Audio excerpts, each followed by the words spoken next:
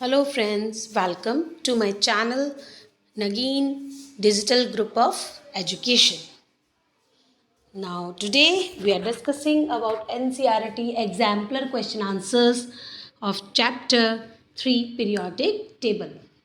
बच्चों इससे पहले के जितने भी क्वेश्चंस हैं जो मेरे लास्ट सेशन में मैंने आपको एक्सप्लेन किए थे, आप मेरे लास्ट वीडियो में आप उसको देख सकते हैं. Now the question number 14 is, which of the following elements can show covalency greater than 4? Which of the following elements can show the covalency greater than 4? So firstly we know that what is covalency. Now covalency means कि आप कितने atom के साथ combine किए हुए हो. Clear. कोवलेंसी क्या होती है कि कितने एटम के साथ आपने कंबाइन की हुई है. नाउ बेरिलियम मोस्टली कितने एलिमेंट के साथ जुड़ता है? दैट इज ओनली 2 एलिमेंट्स, है ना, क्योंकि उसके आउटर मोस्ट शेल में कितने हैं? 2 elements, 2 electrons. Boron has also 2 electrons. BCl3 electron deficient compound. But now if you see phosphorus and sulfur, atomic number 15, atomic number 16, these have the vacant d orbitals. Phosphorus and sulfur have the vacant d orbitals and they can expand the covalency beyond 4. वो 4 से भी ज़्यादा अपनी covalency को expand कर सकते हैं. ठीक है ना. अगर आप phosphorus का देखें तो मैक्सिमम से मैक्सिमम वो 5 तक चली जाती है, PCl5.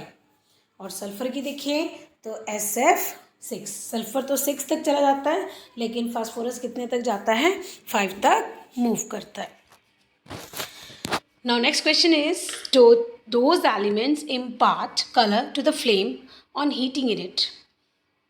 The atoms of which require low energy for the ionization absorb energy in the visible region of the spectra. The element of which of the following impart color to the flame.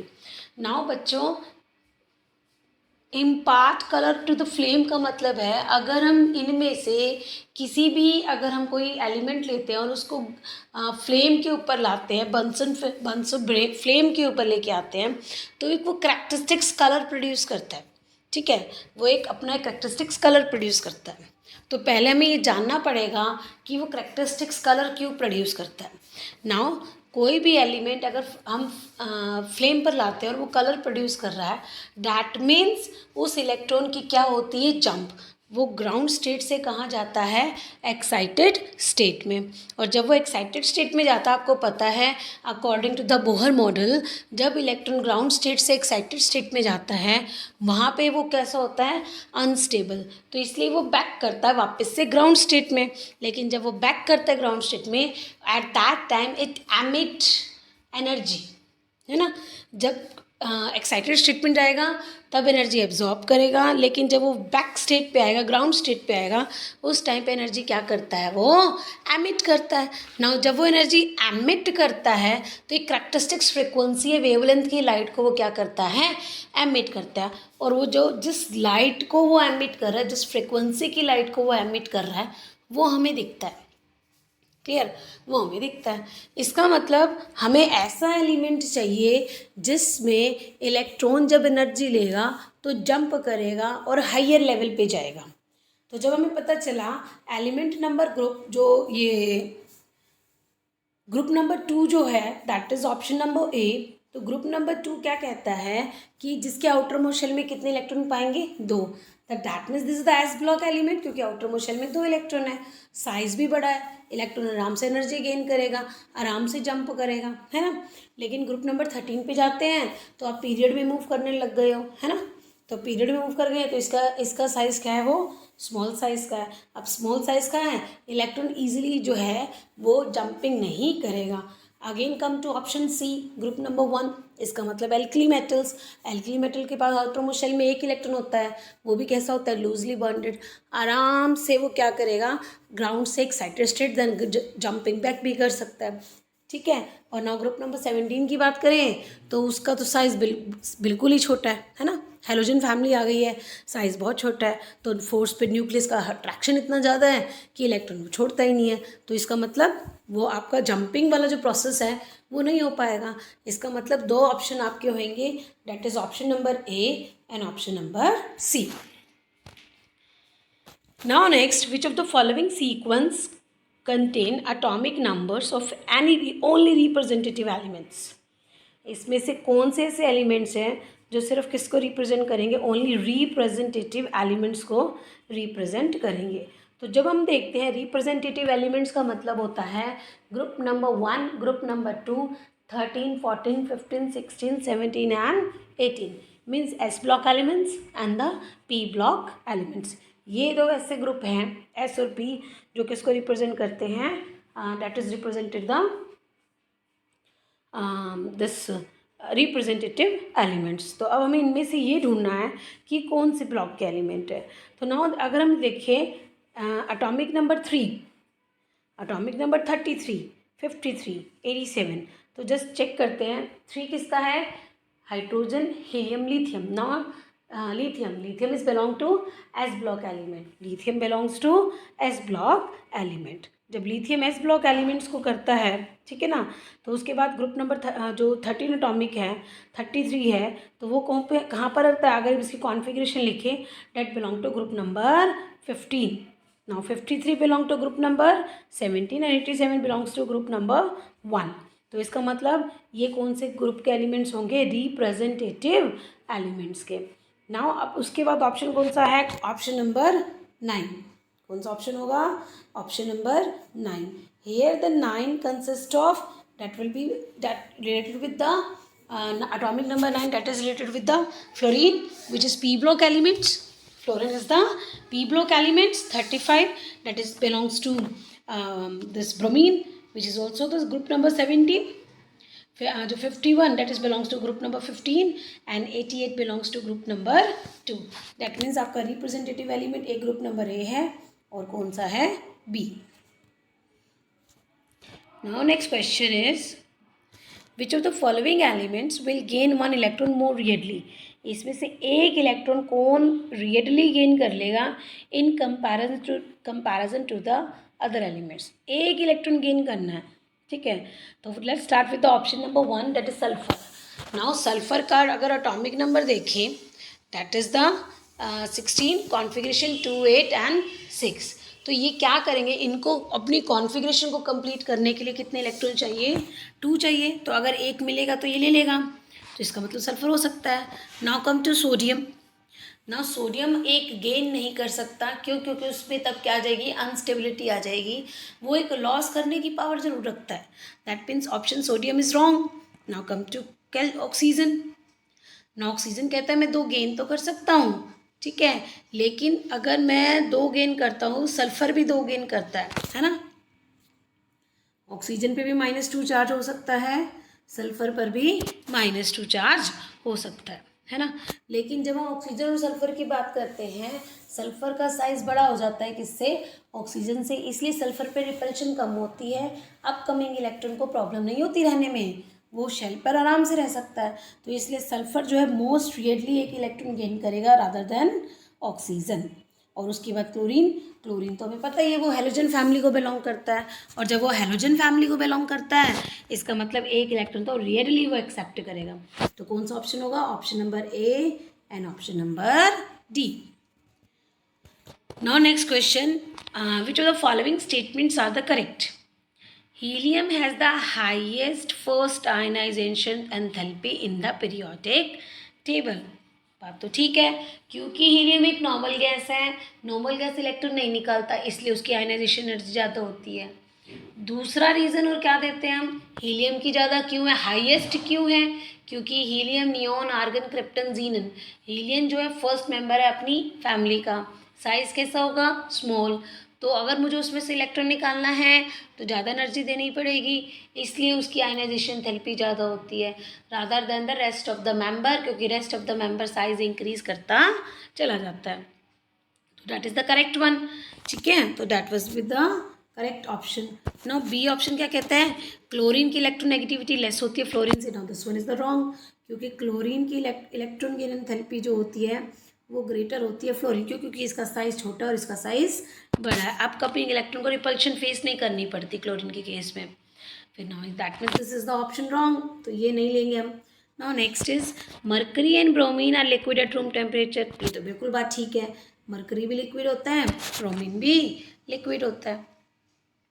Now next, in any period, जो alkali metal का सबसे बड़ा होता है, ये बात भी बिल्कुल ठीक है। चाहे कोई भी पीरियड हो जाए, एल्कली पूरे पीरियोडिक टेबल में एल्कली मेटल का साइज सबसे बड़ा होता है। क्यों?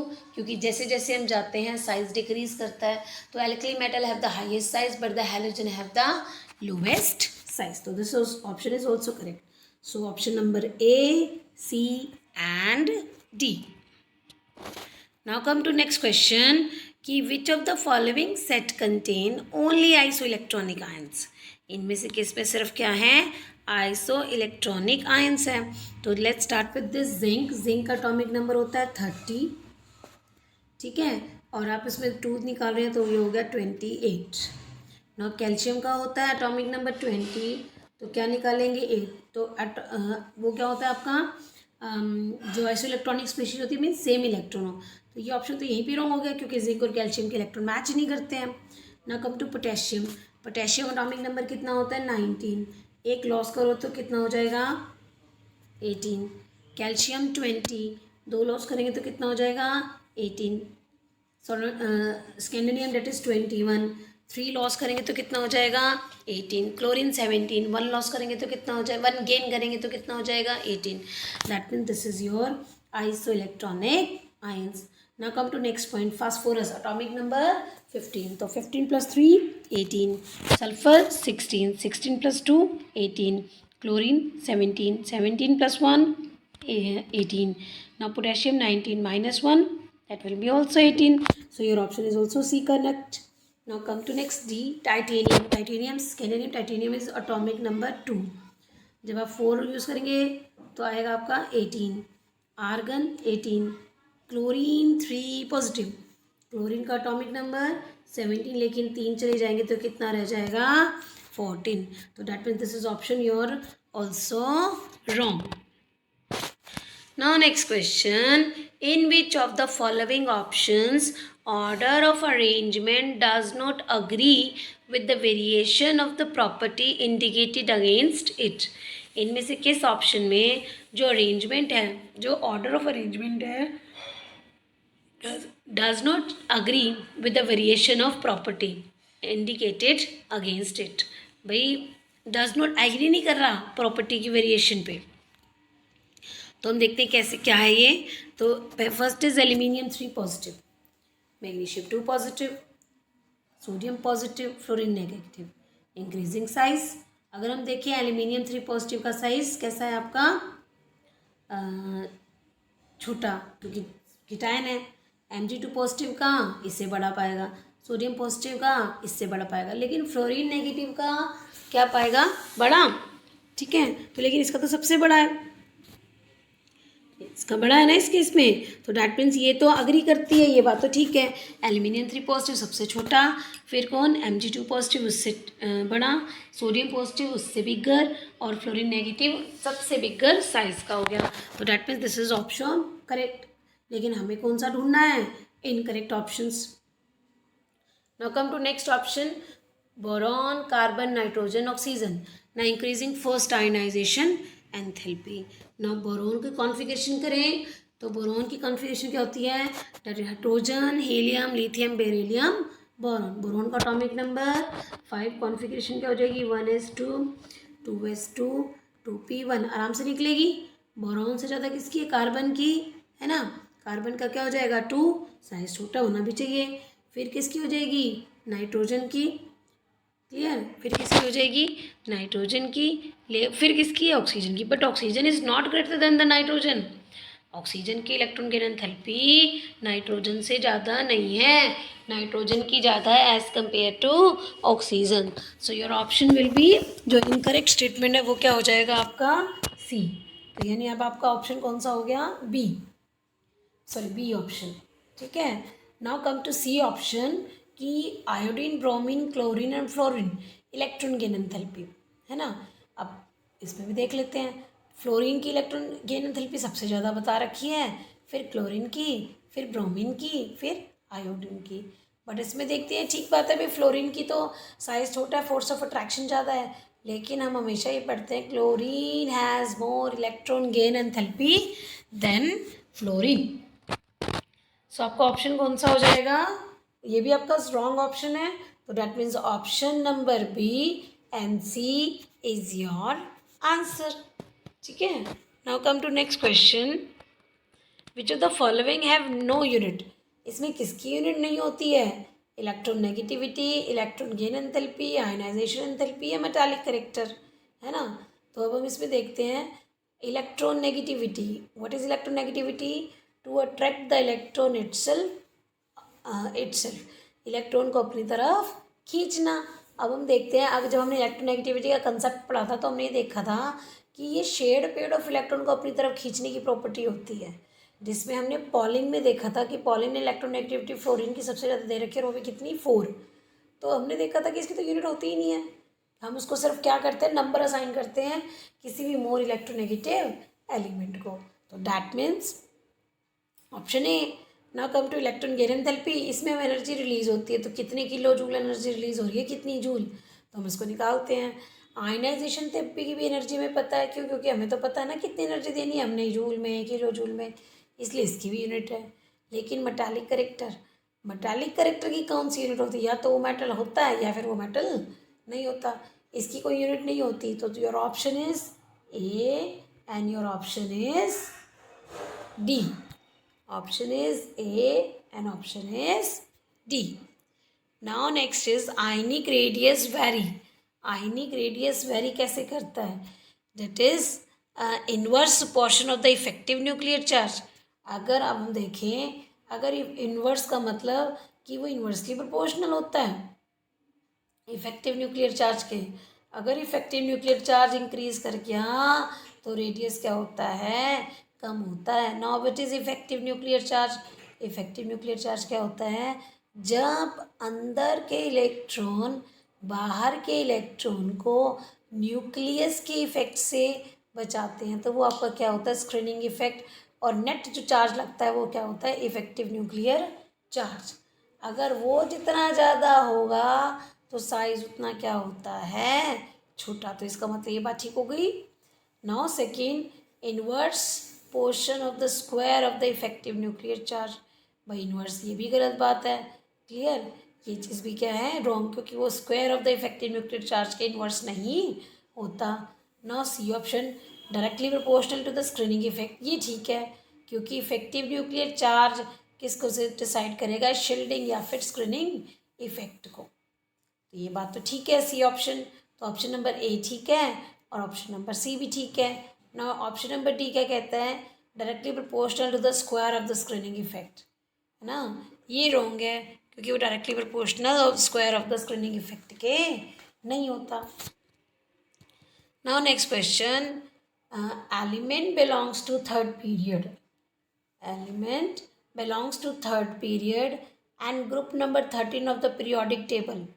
जो थर्ड पीरियड को बिलोंग करेगा, ग्रुप नंबर 13, तो इसमें से वो किसकी प्रॉपर्टी शो करेगा? Good conductor of electricity, liquid metals, solid metals या सॉलिड नॉन मेटल्स। तो ग्रुप नंबर 13 मीन्स एल्यूमिनियम जिस फैमिली में है, that is the boron family, क्योंकि बोरॉन के भी आउटर मोस्ट में 3 है, एल्यूमिनियम के भी। तो जब हमने इस फैमिली को देखा, हमें पता है बोरॉन क्या है? एक नॉन मेटल, लेकिन एल्यूमिनियम क्या है? एक अच्छा मेटल। नीचे गैलियम आ जाता है, वो भी क्या है? एक अच्छा जो है मेटलॉइड कंडीशन में बताता है। तो हमें ये देखना है कि इसमें से कौन सी जो बात है ग्रुप पीरियड 3 और 13 ग्रुप के मेंबर्स के लिए एलिमेंट्स जो मेंबर्स है वो ये प्रॉपर्टी को शो करेंगे। First is good conductor of electricity, है भाई एल्यूमिनियम अच्छा कंडक्टर है इलेक्ट्रिसिटी का, है ना? Aluminium is the good conductor. Silicon is also the good conductor. अब हम उसके सोलर पैनल बना लेते हैं, ठीक है? फिर उसके अंदर लिक्विड भी है और उसके अंदर क्या है? मेटल भी है। नाउ लिक्विड तो कोई नहीं, क्योंकि बोरॉन, एल्यूमिनियम, गैलियम, इंडियम, ये सब क्या है? आपके मैथ सॉलिड हैं, तो इसलिए इस ग्रुप में कोई सॉलिड लिक्विड नहीं है। नाउ ग्रुप ऑप्शन सी, कि इस ग्रुप में सॉलिड और मेटल दोनों है। हाँ ये बात ठीक है, क्योंकि इस ग्रुप में सॉलिड है सारे एलिमेंट्स और प्लस कैसे हैं? वे मेटालिक नेचर के हैं। या सॉलिड या नॉन मेटल, नॉन मेटल नहीं, क्योंकि ये एलिमेंट्स मेटेलिक नेचर के होते हैं, नॉन मेटेलिक नेचर के नहीं होते। Now next question, explain why the electron gain enthalpy of the fluorine is lesser negative than the chlorine. अब वो कह रहा है फ्लोरीन की इलेक्ट्रॉन गेन एंथैल्पी कम की होती है क्लोरीन से, या क्लोरीन की ज़्यादा की होती है फ्लोरीन से। जब हम इसकी कॉन्फ़िगरेशन करते हैं तो हमें पता चलता है इसकी कॉन्फ़िगरेशन में 5 इलेक्ट्रॉन है और किस में है 2p5 में, और इसकी कॉन्फ़िगरेशन करते तो 5 इलेक्ट्रॉन किस में आते हैं आपके 5 इलेक्ट्रॉन 3p में। नाउ अब इसमें देखें अगर मैं अपकमिंग इलेक्ट्रॉन को फ्लोरीन में दूंगी तो क्या करना पड़ेगा, उसको रिपल्शन फेस करनी पड़ेगी due to the small size of fluorine. But जब हम एक इलेक्ट्रॉन क्लोरीन को देंगे तो उसको रिपल्शन फेस नहीं करनी पड़ेगी। क्यों? क्योंकि क्लोरीन का साइज बड़े साइज का है। So in fluorine the new electron to be added in the 2p orbital, 2p orbital में जाना नया इलेक्ट्रॉन, वाइल क्लोरीन का किस में ऐड होएगा 3p सबशेल्स में। Since 2p is relatively small in size as compare to 3p, added electron in the small 2p subshell experience strong inter-electronic repulsion। तो 2p electron कैसे होते हैं, उनमें रिपल्शन क्रिएट होएगी in comparison to 3p subshell, जिससे क्या होगा incoming electron को does not feel much tension, upcoming electrons को टेंशन नहीं मिल पाती फ्रॉम द न्यूक्लियस, मतलब उसके ऊपर स्क्रीनिंग इफेक्ट तो हो नहीं पाता। दस therefore electron gain enthalpy of fluorine is less than the chlorine. Now next question, all transition elements d block elements, but all d block elements are not transition elements। सारे के सारे elements हम D block elements में बोलते हैं transition elements को, लेकिन सारे डी ब्लॉक एलिमेंट ट्रांजिशन नहीं है। ऐसा क्यों? हम जनरली एलिमेंट्स जो एस और पी के बीच में है, यानी ग्रुप नंबर 2 और ग्रुप नंबर 13 के बीच में जो है, उसको हम ट्रांजिशन एलिमेंट्स बोलते हैं। जब हम डी ब्लॉक एलिमेंट्स की डेफिनेशन करते हैं डी ब्लॉक एलिमेंट की, तो हम उसको डी ब्लॉक इसलिए बोलते हैं क्योंकि last electron inner penultimate shell में जाता है। तो इनर पेनल्टीमेट का मतलब लास्ट वन उसके अंदर जाता है, ठीक है। नाउ अब इनर पेनल्टीमेट में जाता है तो वही हमारा क्या कहलाएगा डी ब्लॉक एलिमेंट। लेकिन जब हम जिंक, कैडमियम और मरकरी की बात करते हैं, क्योंकि इसमें जो लास्ट इलेक्ट्रॉन होता है इस एलिमेंट में वो because the last electron in this elements enter the S orbital of the outermost shell rather than the D block elements. D orbital में कि जब हम जिंक, कैडमियम, मरकरी की कहते हैं कि इसमें लास्ट इलेक्ट्रॉन कहाँ एंटर करता है, एस में करता है रादर देन डी शेल, ठीक है। देयरफॉर इसको हम रिगार्ड नहीं करते डी ब्लॉक एलिमेंट्स में, लेकिन फिर भी रिजेंबल्स करते हैं, फिर भी हम पढ़ते हैं। क्यों? क्योंकि जो कॉम्प्लेक्सेस तैयार होते हैं, जो कंपाउंड तैयार होते हैं ना इन एलिमेंट्स के, they are very much similar with the D block element substances. So therefore, to make the study of the periodic classification of the element more rational, these studied along with the d block elements. There's no basics of property. All the transition elements are the d block elements, but the basics of electronic configuration of all d block elements are not transition elements.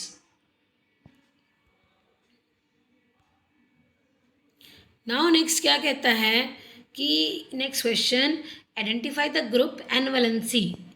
Identify the group and valency of the element having atomic number 119। Atomic number कितना है 119 है। हमें इसकी क्या करनी पड़ेगी, grouping भी करनी है, वैलेंसी भी। तो हमें पता है बच्चे जो 118 एलिमेंट है वो सबसे लास्ट एलिमेंट है जो 7th पीरियड में है, और क्या है कि पी ब्लॉक एलिमेंट, ठीक है, जो कि क्या है एक हाइड्रोजन है, जो कि एक कैसा ग्रुप है, नोबल गैस का ग्रुप है। 118 पे नोबल गैस है। नाउ हमें किसका निकालना है 119, मीन्स 118 ग्रुप पे वो एक पूरी की पूरी फैमिली 7 पीरियड ख़त्म हो जाता है। और अगर अब हमें लास्ट नेक्स्ट पीरियड में आना होगा, और वो हम कौन से पीरियड में आएंगे, 8th पीरियड में आएंगे, ठीक है। तो अगर हम देखें तो ये कौन से पीरियड में पाएगा, 8th पीरियड में। तो अगर जब हम इसकी वैलेंसी देखें तो इनके आउटर मोशन में ओनली 1 इलेक्ट्रॉन पाएगा 8s1, तो इसका मतलब ये ग्रुप नंबर कौन सा होगा 1। 8th पीरियड में होगा और ग्रुप नंबर 1 में होगा। क्लियर? तो it has 1 electron in the outer most S orbital, so it's valency will be 1। क्योंकि एस ऑर्बिटल में है, ये पहले ही ग्रुप में आ जाता है, तो इसके आउटर मोस्ट शेल में कितने इलेक्ट्रॉन है? 1, इसलिए इसकी वैलेंसी भी 1 है।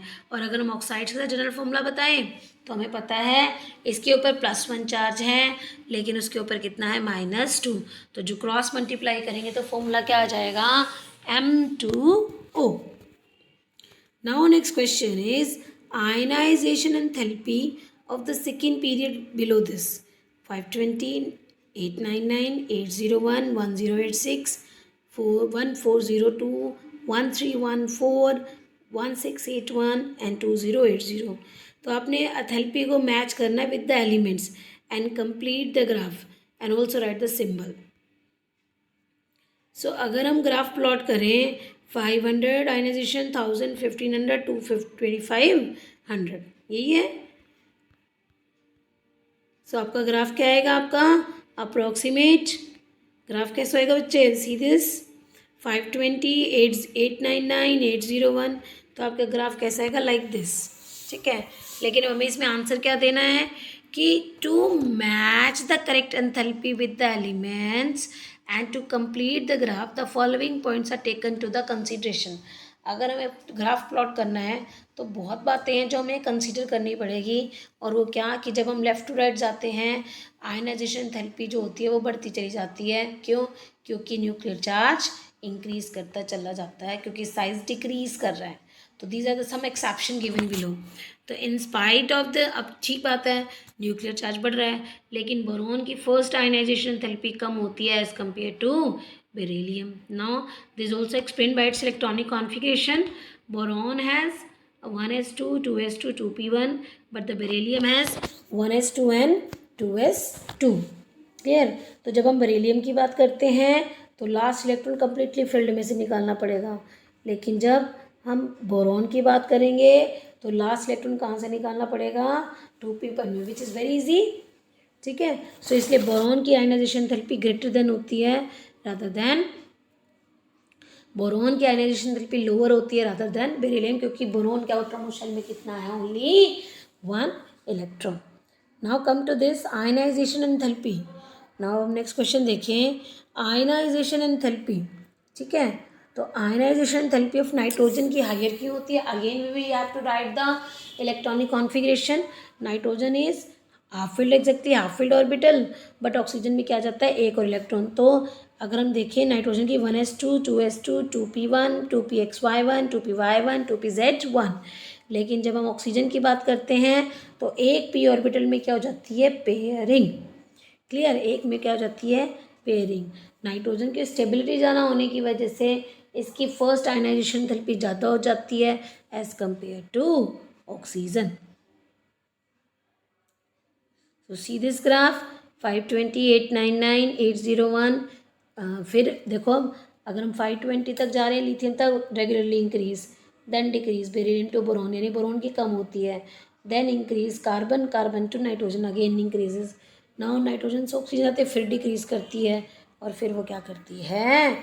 इंक्रीज करती है। Now next question, among the elements boron, aluminium, carbon, silicon. Boron group number 13, aluminium is also the next member of the group number 13, carbon group number 14, silicon is also present below the carbon। which of the elements have the highest first ionization enthalpy? तो अगर हम इसको एक बार grouping करते हैं बच्चे, ये क्या है आपका? Boron, aluminium, aluminium. ठीक है, एल्यूमिनियम के ऊपर क्या आ जाएगा? कार्बन। ठीक है, नहीं सॉरी, बोरोन, एल्यूमिनियम, उसके बाद कार्बन, सिलिकॉन। ये है ग्रुप नंबर 13, ये है group number 14, boron family and carbon family. तो अब हमें देखा कि भाई जब हम फर्स्ट इनकी which element has the first ionisation enthalpy जो है हाईएस्ट होगी, तो हमें पता चला बोरोन की electronic configuration 1s2, 2s2, 2p1, aluminium की, है ना। तो हम इस तरह से पहले इलेक्ट्रॉनिक कॉन्फिगरेशन लिखेंगे और फिर पता चलेगा। ठीक है, आयनाइजेशन एंथैल्पी इंक्रीजेस, क्योंकि मुझे पता है पीरियड में जाएंगे तो इंक्रीज करेगा, तो इसलिए कार्बन की आयनाइजेशन एंथैल्पी सबसे ज़्यादा है। और मेटालिक कैरेक्टर जब आप ग्रुप में जाओगे तो कम होता है, तो therefore aluminium has the most metallic element. तो 13 group number 13, group number 14। Now next, characteristics property of the p block element. Now the four important characteristics properties of the p block element. First, p block में हर तरह का element include होता है, metals, non metals, but the number of non metals is much higher than the metals. Further metallic character जब हम top to bottom जाते हैं increase करता है विद इन द ग्रुप में, तो metallic character increases from left to right, और जब हम लेफ्ट टू राइट जाएंगे तो मेटालिक करेक्टर इंक्रीज कर जाता है along a period. Now second क्या कहते हैं, आयनाइजेशन एंथैल्पी हायर होती है as compare to S block element, S से ज़्यादा होगी बट पी से कम होगी। कोवलेंट कंपाउंड्स फॉर्म करेंगे ये, और some of them shows more than one oxidation state, कुछ तो एक से ज़्यादा ऑक्सीडेशन स्टेट जो होती है वो शो कर देते हैं। तो ये जो प्रॉपर्टी इंक्रीज करती जाती है from left to right period में, और रिड्यूसिंग करेक्टर इंक्रीज करता है फ्रॉम टॉप टू बॉटम, किसमें, ग्रुपिंग में। Now next question, choose the correct order of atomic radius of the fluorine and neon in picometer out of the option were given below. भाई आपको ये बताना है कि एटॉमिक रेडियस फ्लोरीन का कितना है और आपका किसका, डेट इज़ नियॉन का कितना है। तो जब हम देखते हैं 72, 162, ठीक है, कभी भी आयना ये जो फ्लोरीन से आयना ये जो साइज़ है सेम नहीं रहता, तो ये वाला ऑप्शन सी ऑप्शन भी कैंसिल हो जाएगा क्योंकि साइज सेम है। नौ डी ऑप्शन देखें 160 to 72, लेकिन जब हम ग्रुपिंग में जाते हैं फ्लोरीन से नियॉन तक, ग्रुप में जा रहे हैं ना हम फ्लोरीन नियॉन, तो साइज़ डिक्रीज़ नहीं करता, साइज़ इंक्रीज़ करता है। तो आपका ना तो ये ऑप्शन ठीक बैठता, ना ये, तो कौन सा ठीक रहेगा, ऑप्शन नंबर 1। अब ऐसा क्यों, क्योंकि जब हम लेफ्ट टू राइट जाते हैं साइज़ डिक्रीज़ होता चला जाता है। तो in the as you move down the group same period में एटॉमिक साइज जो होता है वो इंक्रीज़ करता है एज वंडरवॉल रेडियस जो होगा, और वंडरवॉल रेडियाई जो होगा वो बड़े साइज का हो जाता है rather then covalent radii. Now illustrate by taking the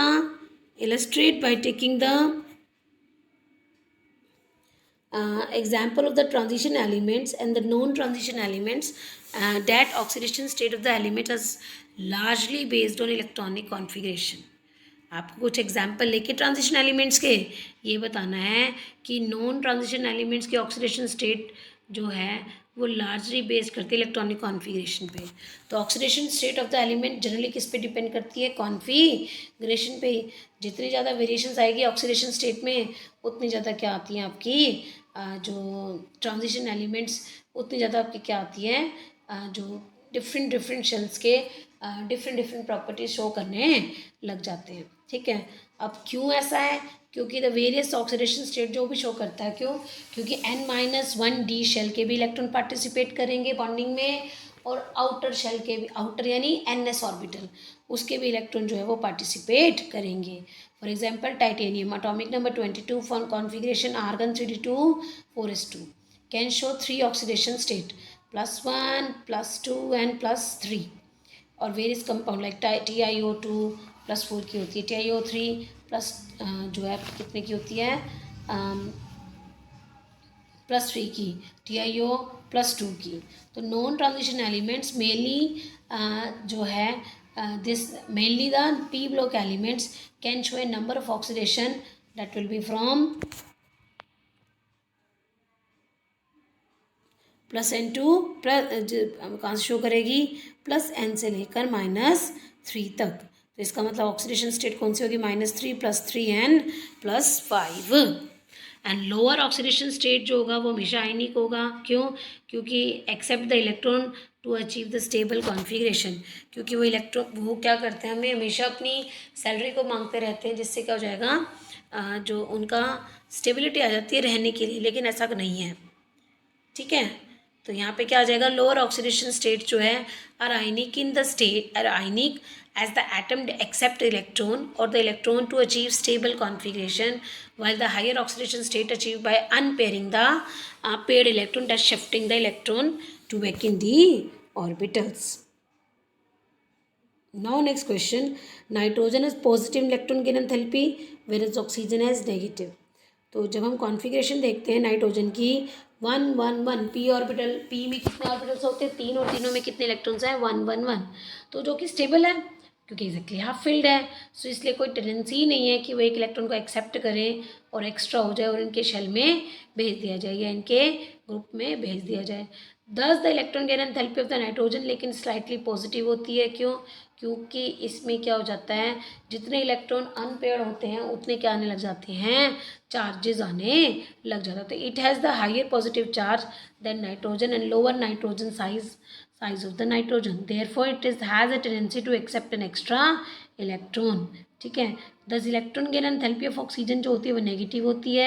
however oxygen has 4 electron in the 2p shell and can lose 1 electron to acquire the stable half filled configuration, therefore it has low ionization enthalpy. Now next question, first member of each group of the representative elements S and P block show anomalous behavior. ठीक है, तो बात ठीक है, क्यों? क्योंकि वो सबसे अलग बिहेवियर, क्यों? क्योंकि उसका साइज़ बहुत छोटा है, ठीक है, साइज़ बहुत छोटा है, आयनाइजेशन एंथैल्पी बड़ी ज़्यादा होती है, तो इलेक्ट्रोनेगेटिविटी भी क्या होती है, वेरी हाई होती है, और दूसरा डी ब्लॉक एलिमेंट नहीं है, एब्सेंस है, ठीक है। तो ये सब उसकी प्रॉपर्टी को, यानी आपके ग्रुप की प्रॉपर्टीज़ को वो ध्यान रखेगा, ये आपको पढ़ना पड़ेगा। I hope you understand these topics students. So अगर आपको मेरा वीडियो पसंद आया तो प्लीज़ लाइक कीजिए, शेयर कीजिए एंड सब्सक्राइब कीजिए। Okay, bye bye.